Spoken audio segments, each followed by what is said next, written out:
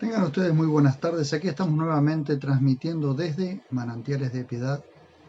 Muy agradecido a Dios por darnos la oportunidad de poder compartir eh, una reflexión más de este libro de Proverbios. El título eh, de la reflexión de hoy es ¿En su piedad o en su muerte? Como veremos ahora en el desarrollo de esta reflexión, el título tiene que ver con un problema de traducción en este versículo. Tenemos por delante un proverbio que contrasta dos destinos, el de los impíos y el de los justos. El impío actúa como si nunca fuese a rendir cuenta delante del Creador, como si su propia maldad no lo alcanzara algún día. Como vimos en el proverbio anterior, recuerdan el proverbio anterior donde estuvimos viendo el que oprime al menesteroso afrenta a su hacedor, pero lo honra quien se apiada del pobre. Vamos a ver ahora, en este caso, así como vimos en el proverbio anterior, según el Salmo 10:13, que fue lo que vimos en el proverbio anterior, el malvado o impío piensa que nunca tendrá que rendir cuentas. Así anda todo el mundo, o gran parte del mundo, pensando que nunca tendrá que rendir cuentas. Inclusive el que dice ser ateo, lo dice porque piensa que nunca va a tener que rendir cuenta o estar delante de Dios. Piensa el ateo, ateo significa sin Dios, piensa que por no creer en Dios nunca va a tener que rendir cuentas delante de Él. Pero en realidad todos los seres humanos de toda la historia de la humanidad va a tener que rendir cuentas delante de Dios. Para el impío llega el momento que se acaba su camino de maldad, derribado por el peso de su propio pecado. Sin embargo, el justo tiene esperanza en sus acciones piadosas. El justo ama la justicia y sus obras son piadosas porque en ellas tiene esperanza de salvación. Es decir, si el justo no tuviese esperanza de salvación en sus obras justas, no las haría. Sabe que por sus obras también va a ser recompensado. Vimos en el proverbio anterior que el piadoso honra a Dios con sus acciones, y sus acciones tienen que ver con los pobres. Afrenta a Dios, es decir, lo confronta, ¿sí? Oprimiendo al menesteroso. Proverbios 14:32 dice: por su propia maldad será derribado el impío, pero el justo tiene esperanza en su piedad. Para poder comprender más en profundidad este proverbio, tenemos que mostrar un problema de base textual de traducción. Ya hemos hablado muchas veces de la base textual del Viejo Pacto y la base textual del Nuevo Pacto.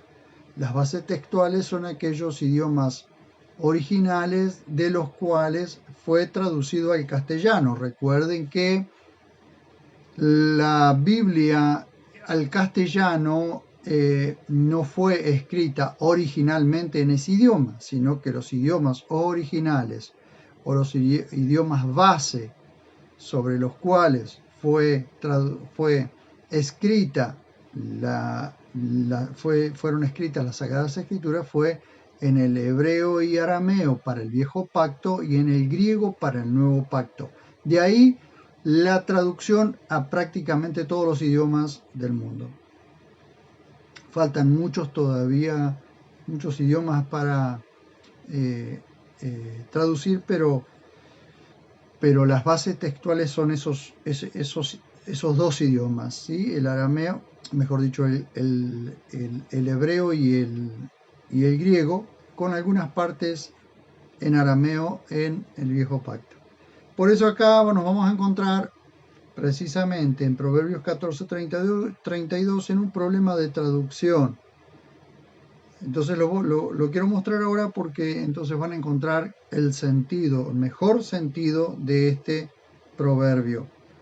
Entonces vuelvo a repetir, para poder comprender más en profundidad este proverbio tenemos que mostrar un problema de base textual de traducción.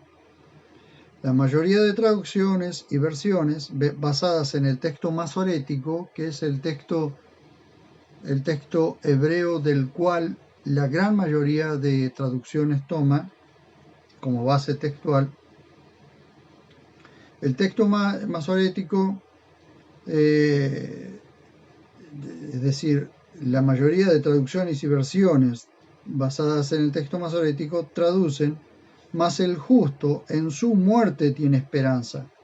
Pero la Septuaginta, que es 1200 años más antigua que el texto masorético, dice o traduce: pero el que está seguro de su santidad es justo.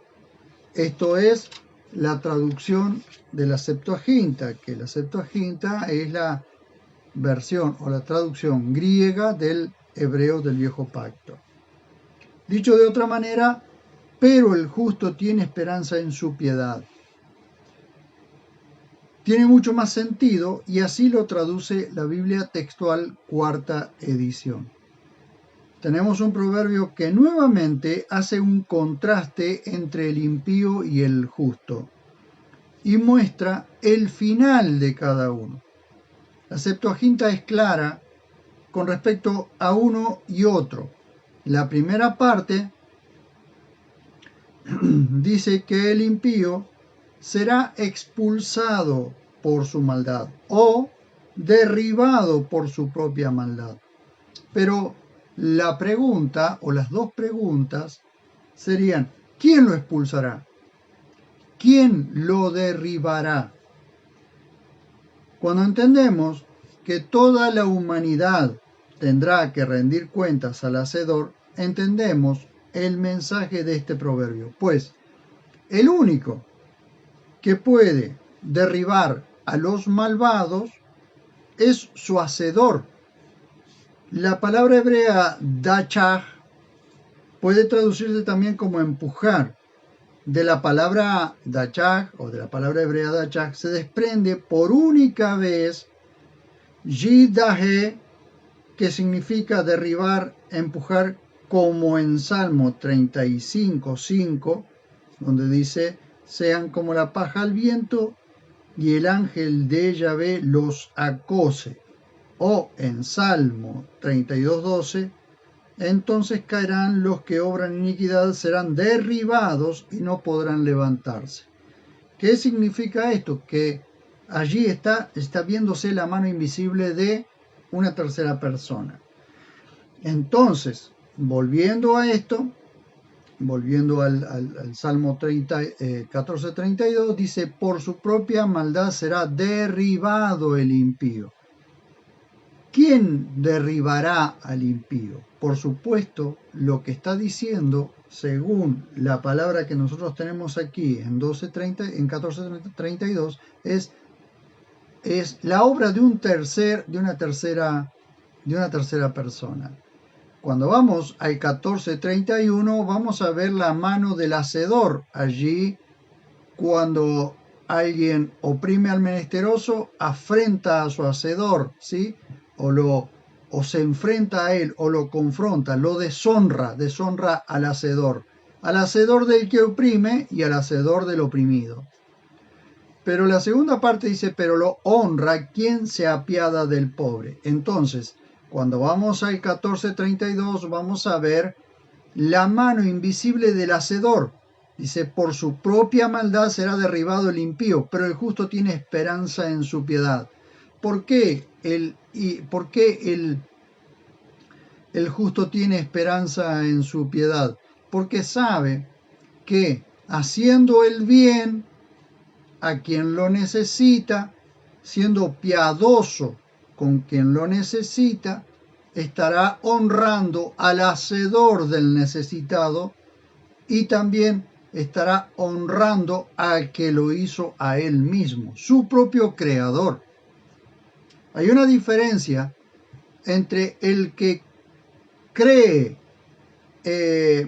entre el creacionista y el evolucionista. El evolucionista cree que por un orden,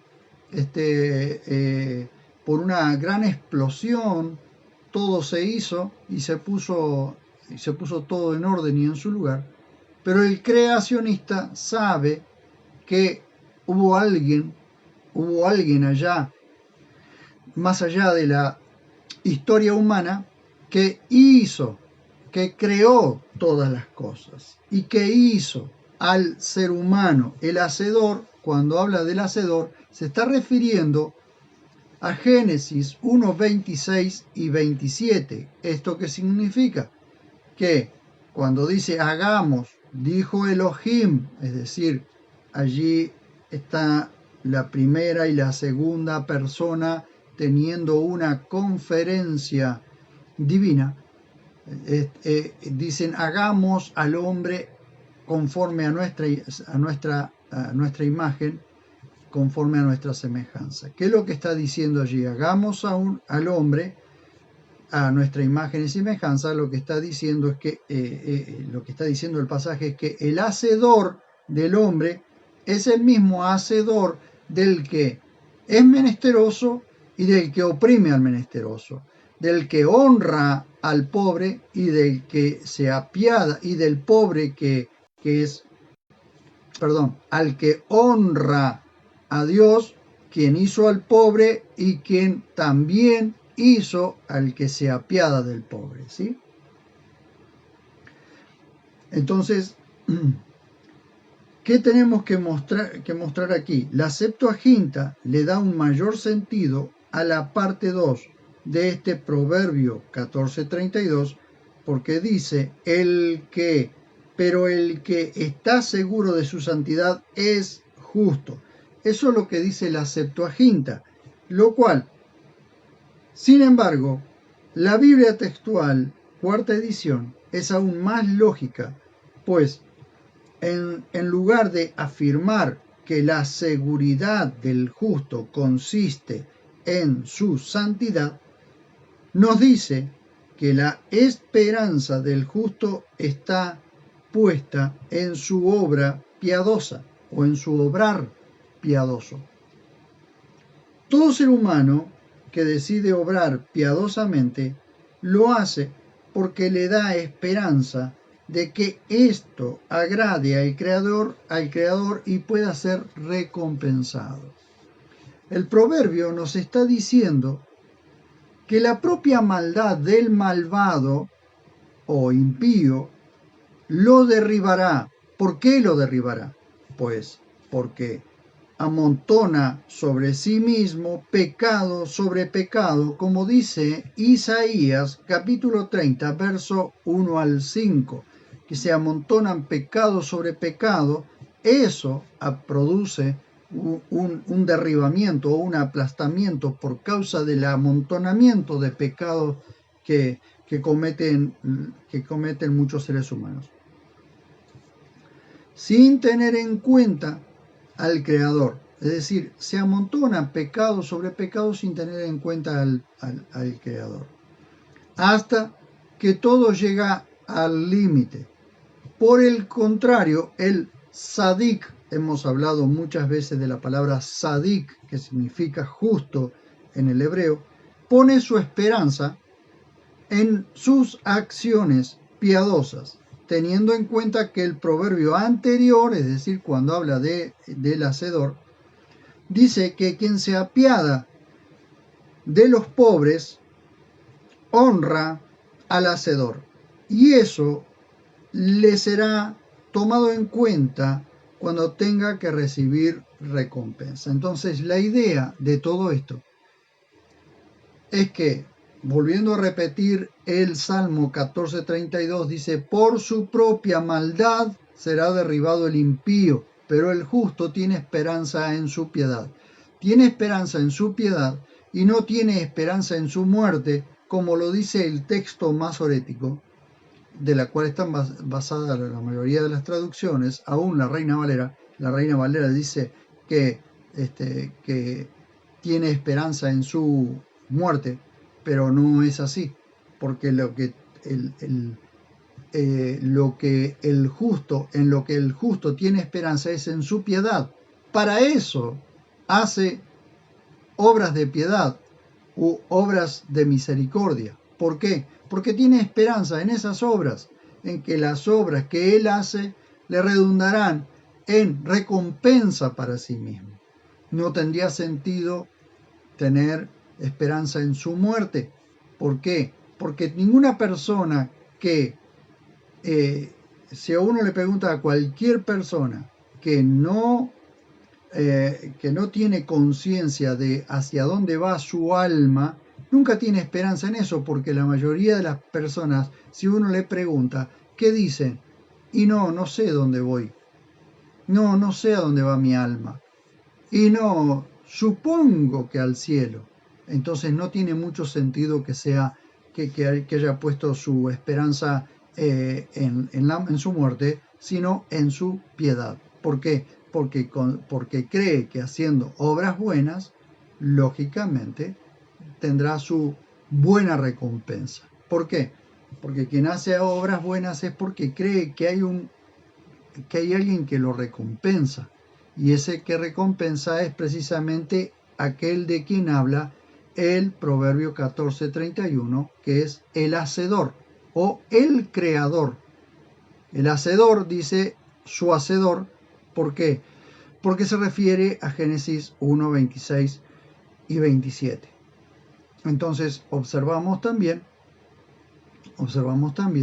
que está teniendo esperanza en esa piedad porque sabe que un día tendrá que enfrentarse a su hacedor.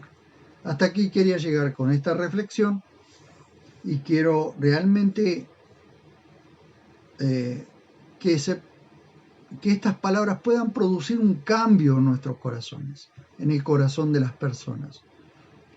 Que las personas, en lugar de ser derribadas por su propia maldad, estén esperanzadas en la obra piadosa que pueda hacer. Dios permita que haya un corazón que cambie de opinión, que sea persuadido por estas palabras, que cambie de opinión y en lugar de hacer obras impías, haga obras piadosas. Señor, estoy ante tu dulce presencia en esta noche muy agradecido por tu gran amor, tu misericordia y tu piedad. Gracias, maravilloso Dios. Realmente te suplico que si de alguna forma puedes persuadir al cambio del pensamiento de alguien que pueda escuchar estas palabras, pase de hacer obras malas a hacer obras buenas. Te lo suplico en el precioso nombre de Jesús y danos las fuerzas a nosotros, los que te creemos, para seguir haciendo obras piadosas y tener las esperanzas puestas en vos, que sos el que recompensa todas las obras piadosas. En el nombre precioso de Jesús. Amén. Muy bien, muchísimas gracias por haberme acompañado y nos vemos cuando nos veamos.